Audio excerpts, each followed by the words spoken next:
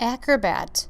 Adobe Acrobat is a very useful tool, and I'm wanting to explain a little bit more on how to use Acrobat Pro. So things that we are going to learn are how to utilize multiple pages, buttons, creating forward and backward buttons, thumbnails, bookmarks, links to a specific area in a document, a link to a URL, transitions, forms, and the list potentially can go on and on. So Acrobat that you are most probably familiar with is actually the Adobe Reader. When you open a PDF, which stands for Portable Document Format, you are probably viewing it in Adobe Reader, which is what I have up right now.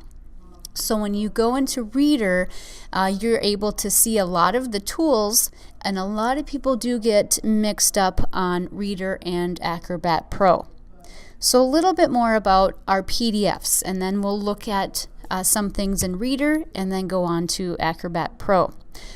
An Adobe PDF document preserves all of the fonts, the formatting, the graphics, and color of any source document, regardless of the application and platform that was used to create it.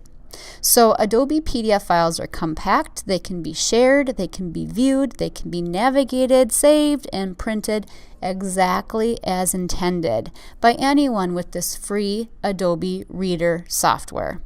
You can convert any document to an Adobe PDF file using Adobe Acrobat Pro.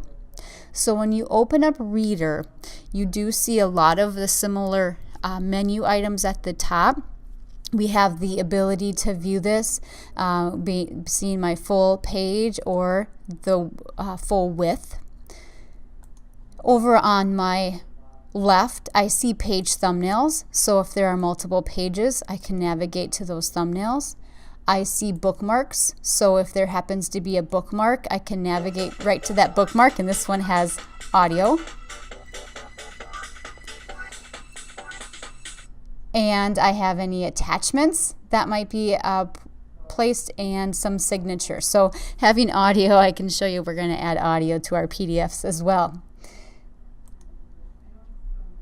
We do have a couple of more tool options on the left. Now remember, I am in Reader. So under Tools, I see an Export, I see a Create, I see an Edit, Send, Store.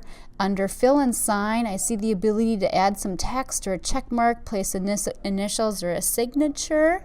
And under Comment, I see the ability to add some commenting and some markups. So this is still Reader, and my functionality of what I can do to my file is very limited here.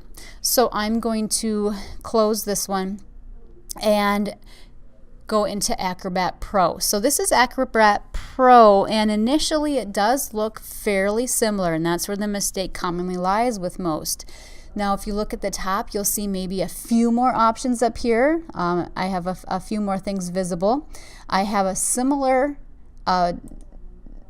icons over on my left where I can see the page thumbnails and the bookmarks, and I don't have any attachments or any signatures on this document.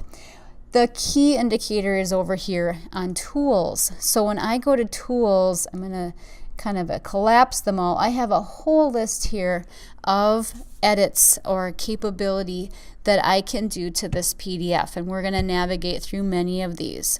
I also have my Fill and Sign.